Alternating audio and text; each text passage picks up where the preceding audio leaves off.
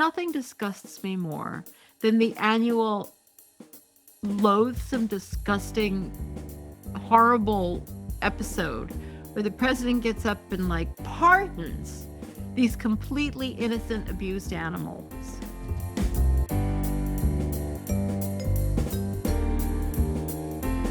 Welcome to Rising Anxieties. This is where we unpack what's worrying the animal abuse industry, unpack what's worrying me. That's a lot, always. Things don't seem to worry them as much as me for some reason. And maybe we'll get to a little bit of what's worrying you if we're all worrying about the same thing. Don't forget that we are a podcast and we're on YouTube. So please subscribe and like wherever you listen. That really, really helps us out. I know everybody tells you that. They tell you that because it's true. And let's see what's going on this week. Our first story is from Horde's Dairyman, preparing for the unexpected.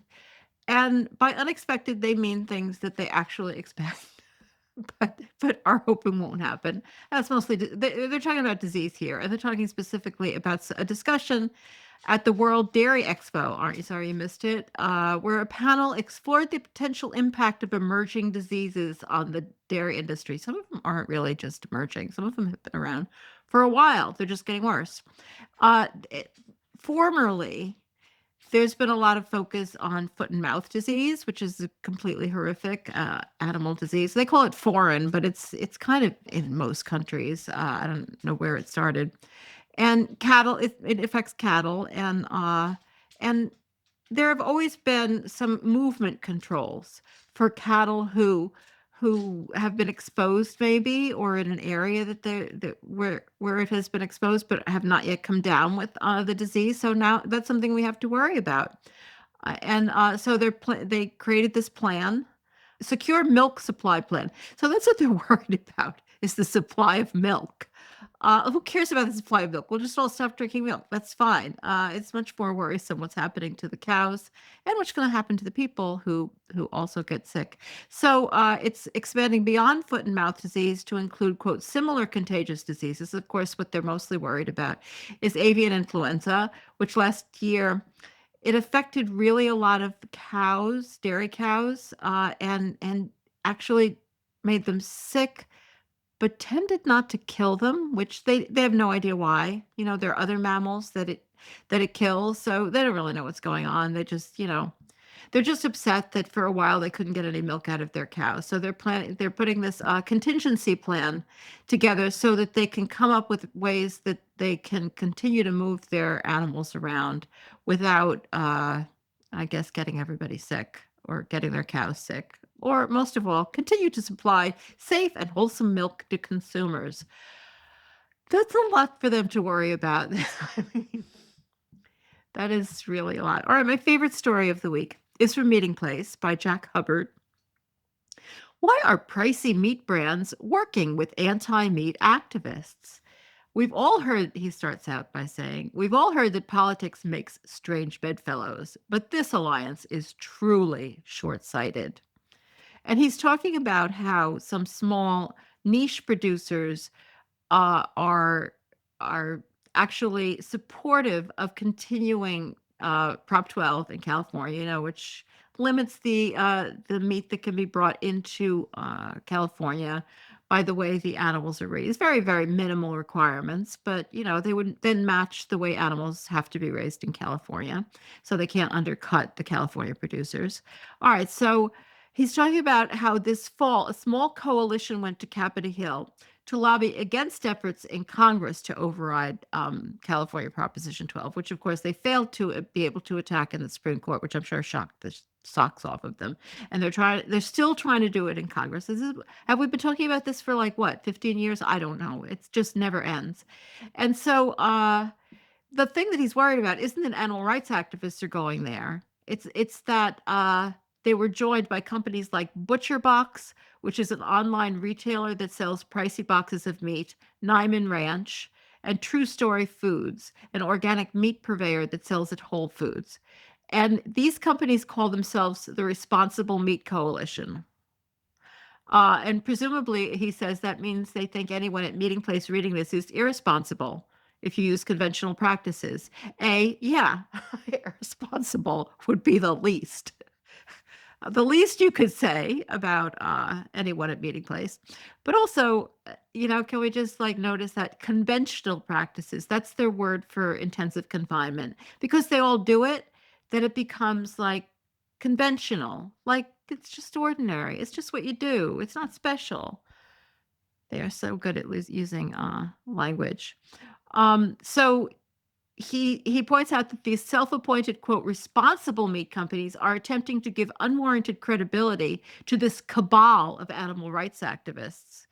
The irony is that the animal rights movement doesn't support any kind of farm-raised meat at all, organic, free-range, or other. In their future vision, farm animals are replaced by lab-grown meat produced in bioreactors. I wish that was always true. I'm not sure it is always true. I think there are people in, maybe not in the animal rights movement, but in the animal protection movement who do support. I mean, I think we all know that, like very, very high welfare um, meat, which of course is not particularly high welfare, but it's so much better than everything else. And it's very, very expensive. So, what these premium priced meat purveyors, he says, want is the long arm of the government, both state and federal, to ban their competition and drive up prices. Uh, I don't know. I mean, I guess that's is that what they want? Maybe. Because I think most of these really high welfare companies are doing more than is required, or say they're doing more than is required by Prop 12. So I'm not sure it would really resolve their whole competition issue.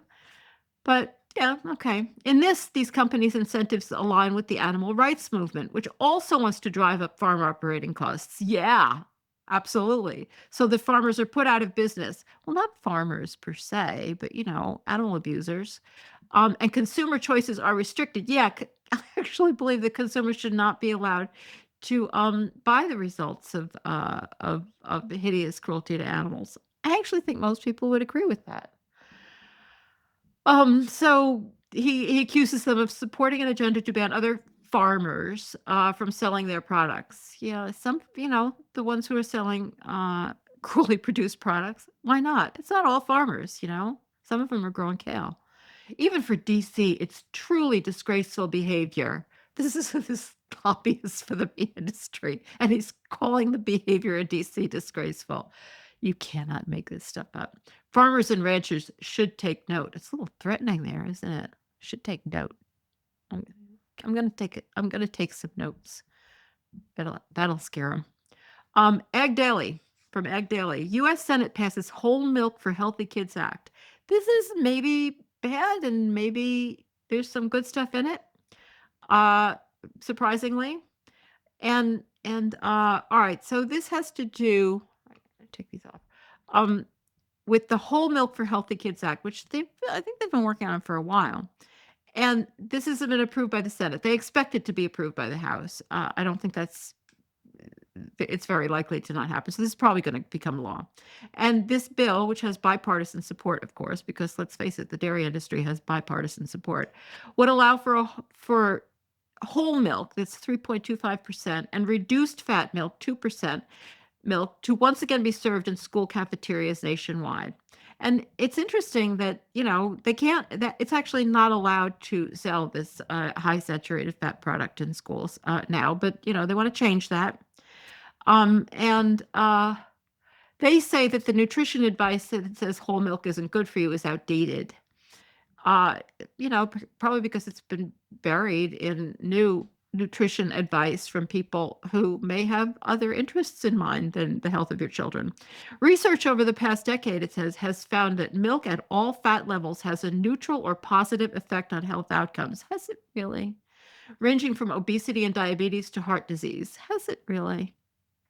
All right, this is, as I mentioned, this is bipartisan. There's a quote here from Senator Klobuchar of Minnesota about how great this is for our kids. And so there are some interesting provisions in this law. It allows schools that are participating in the National School Lunch Program to offer flavored and unflavored. So you can even sell chocolate flavored, organic or non-organic whole milk. to kids. That's gonna make them healthy, that's for sure. But also, non-dairy beverages that meet the nutritional standards established by the USDA secretary. They can't just now, right now, you have to get a kid has to get a doctor's note in order for them to allow, uh, them to substitute non-dairy, like soy milk or whatever, beverages for milk. A doctor's note. So this somehow somebody got them to change that in this legislation, and they still have to get a note, but it can just be from a parent or a legal guardian that they can substitute soy milk or whatever kind of milk meets. And I'm sure they have no trouble finding milk that meets the nutritional standards. Um, to receive a non-dairy substitute for fluid milk. That's huge. That's huge because that doctor's note requirement is insane. And I think a lot of people will start thinking, I mean, I'm probably crazy. What do I know? I live in a bubble, but I'm not sure that many people think whole milk is good for their kids. Um, and it excludes fluid milk from counting towards the requirement. Like, check this out. Excludes fluid milk from counting toward the requirement that the saturated fat content of a school meal be less than 10% of the meal's total calories. So there's all this saturated fat in the milk, and there's only a certain amount of saturated fat allowed in the meal. But you don't have to count saturated fat in the milk. Do you believe these people? Oh my God. All this is because school milk consumption has declined. I never liked milk, even when I knew nothing about it. I just always thought it was gross, and like drinking it, not putting it on cereal and stuff. And I'm sure I've mentioned this before, and I just can't believe any kids would just voluntarily drink milk. But I know a lot of people like it. And actually, school milk currently accounts for almost 8% of fluid milk demand, and they want that to be higher, clearly. So that's basically bad news, but there's some good news in there. All right. I saw this story. I thought, well, I definitely have to talk about this. And then there was an interesting twist. Governors are pardoning turkeys too. This is from What Poultry. Now, nothing disgusts me more than the annual loathsome, disgusting, horrible episode where governor or the president, I didn't know governors did it too, where the president gets up and like gives some stupid speech and talk and pardons these completely innocent abused animals, usually two of them. Uh, Pardons. It's so offensive, as if they have done anything wrong. And then they get shipped off somewhere where they allegedly live live out their little lives. According to this guy on What Poultry, this is I actually don't know who it's by. I'm not gonna tell you who it's by because it doesn't say here. All right. Uh, he thinks it's fun. It's a fun event. Yeah, not my idea of a fun event. But then he points out that there are a lot of governors and state dignitaries. They're so dignified that have also taken part in their own ceremonies. And I was like, oh, I have to tell people about this. This is so gross. But the first one, interestingly, is Governor Polis of I hope is it Polis of Colorado, who is not vegan, but his husband is vegan and is an animal rights activist. So I thought, well, that's interesting. And he gave this kind of nice, he did talk about it being pardoned. The turkeys' names were Butch Cassidy and the Sundance Kid, and they are going to a sanctuary, which is good. And this is what he had to say, which I appreciated. I think he was trying to tread a kind of careful line here. In Colorado, we value freedom almost as much as these birds do. Interesting. Thanksgiving brings together family, friends, and loved ones over delicious food, reminding us to be thankful for what we have and give back to our communities. From pumpkins to meat. Oh, that's too bad. I hadn't noticed he mentioned meat. Potatoes and breads. Local farmers and ranchers work year-round to help to keep delicious and healthy food on our tables during the holiday season and every day. As we gather at our tables, I encourage Coloradans to reflect on what we are grateful for and find ways to give back to our community, including supporting our local food banks and pantries. Not bad. That little meat thing is annoying. But the other ones were even worse. In North Dakota, they she says the governor says, is it she? Yeah.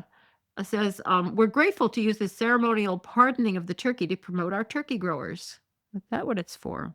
And then there's Michigan and Mississippi, and I won't read them all. It's gross. It's gross. The idea that we would pardon these poor, helpless little birds. Well, big birds sometimes. Unsealed indictment includes allegations of underage workers at Virginia poultry plant. Talk about victims. This is from Meat and Poultry. And, these stories have been bubbling up. Is now Immigration and Customs Enforcement has been including slaughterhouses in its targets, which I think is unbelievable. And of course, that's the bad thing that's going on at slaughterhouses, that desperate people should have jobs. That's what we have to stop. So this was a federal indictment that was unsealed at the U.S. District Court for the Eastern District of Virginia, which showed a sanitation contractor allegedly used undocumented migrants, including minors. And this is about some outfit called Fayette Industrial. Of course, the slaughterhouses don't get individually accused of participating because they contract this out like they don't know. And the poultry plant, which was identified as Company One in Accomack County, Virginia. It does mention elsewhere in the article that there is a Tyson plant in Accomack County, Virginia. Oh, no, I misspoke. It's a Purdue plant. Um, anyway, and so this had to do with a 14-year-old unaccompanied alien child. Just think of yourself at 14. Employed by this outfit at the poultry plant, sustained a severe injury to his arm while cleaning the plant's processing machines. He was pulled into the machine after his clothing was caught in the belt. It doesn't give any information about what's happening to him. Homeland Security also investigated that 339 of 353 employees at Company One, the actual poultry plant, were identified as working under suspect documents, and that Fayette, not just at this facility, but in general, employed at least 24 children, some as young as 13. But the company, I'm sure, is like, well, how would we know? We just hired them. We just hired the company. We had no way of knowing. Like, they wouldn't notice that somebody was 13. Like, some of these kids are working overnight, the overnight shift, cleaning equipment that has been used to slaughter chickens. And sorry. All right, I'm gonna calm down. I'm just gonna give this last article because I thought it was fascinating, because it's from Meat and Poultry. If it wasn't from Meat and Poultry and was from one of, my friendlier sites, I wouldn't be surprised. But here it is on Meat and Poultry. Global strategies for growing meat alternatives finds footing. And this is by Donna Berry. The messaging has been, she starts out saying, the messaging has been clear during the past 5 years. Consumers who want to boost protein intake should try to include sustainable, eco-friendly options that are not sourced from animals. Well, the messaging I've been receiving has been clear on that, but I'm not sure the messaging that other people have been receiving is really clear. While the message was delivered, it has not resonated with American consumers. Gee, I wonder why. Has there been any counter messaging out there that, that might have interfered with people's perception of that? She goes on to say, initial trial of meat alternatives was promising. Yeah, it was. I remember those days. But most Americans were not willing to consistently buy plant-based foods intended to mimic the bacon, burger, or chicken they crave. Yeah, maybe because there was huge amount of publicity calling them ultra-processed and saying that that's really bad for you. But she's pointing out the reason this is a good news story, so far it doesn't sound like it, is that in other countries, things are going much better, and applications have been better received. Places like India, the United Kingdom, and Scandinavia have double-digit percentages of the population following a vegan or vegetarian lifestyle. And according to Jan Philip Hartman, who's director of Anuga, alternative proteins are not a short-lived trend, but indeed the future of food. A healthy and sustainable supply of proteins will become an essential component for the food requirements of an ever-increasing number of consumers. And this is just, the people who are working on this and having success, they just know that this is what's happening. I was pleased to see, well, sort of pleased to see, that one of the examples that they cite specifically is Juicy Marbles. And they quote Vladimir Michkovich, who was on the podcast. I'm sorry, I don't remember when, but not too long ago. The only thing that I'm hesitant about is that he did confess in the middle of the interview that he wasn't actually vegan. I think he's almost vegan. That was the impression he gave me anyway. But I always find that it happens every once in a while, and I always find it infuriating. But juicy marbles, I have to say, I have a freezer full because I ordered it because if you order a lot, if you order it, it comes frozen and you have all that packaging. And so I ordered a lot. And it's pretty expensive. It's so good. I'm not gonna lie. We're not sponsored here. It's so good. And he points out, which I think is a frequently overlooked factor, the allure of meat is not just texture or flavor. It's also simplicity of preparation. A sprinkle of salt, sizzle on the pan, and boom, you have a tasty protein on your plate. I think this is so important that meat is actually so much easier it's harder to store and to keep safe, but those things aren't that hard these days because everything's frozen and whatever. But it's really easy to cook. You don't have to like soak the beans. I know they also have a cod type fillet. I've never tried that. And the article also, I recommend the article if you're interested. It's just very hopeful. It's really not snotty at all, even though it's on meat and poultry. And also points out fiber, that you can get fiber in these meat substitutes. And increasingly recognize that fiber is unbelievably important, much more important than anybody used to think. And you don't get any of it in meat. So, yeah, I know in the United States we are behind, but let's face it, we're going through a rough patch in so many different ways. So maybe things will get a little better. Optimism from Mariann Sullivan. What more do you want? All right. Speaking of optimism, I hope you're going to give us money. It is. I'm sort of kidding. Well, I'm not really kidding.